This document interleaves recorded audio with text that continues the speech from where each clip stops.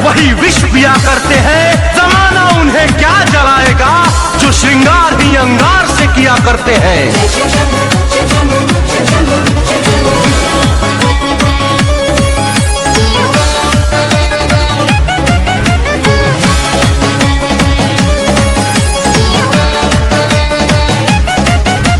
दुश्मनों की गोलियों से हम मरा नहीं करते, भोलेनाथ के दीवाने हैं।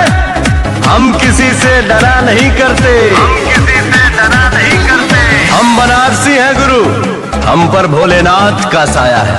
हमारे लिए महादेव ही सब कुछ है, बाकी सब मोह माया है।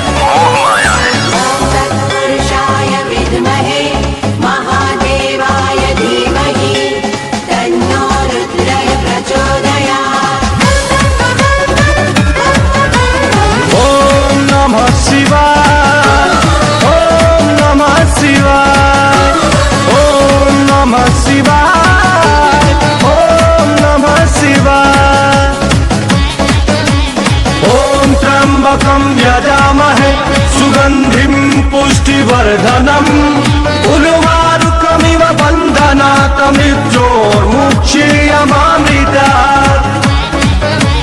हर हर महादेव शिव शंभो काशी विश्वनाथ गंगे।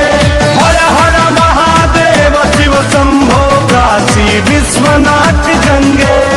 गरज जाए गगन सारा, समंदर छोड़े अपना किनारा, हिल जाए जहान सारा जब गूंजे महाकाल का नारा।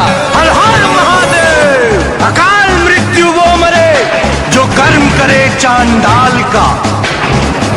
अरे काल भी उसका क्या करे जो भक्त हो महा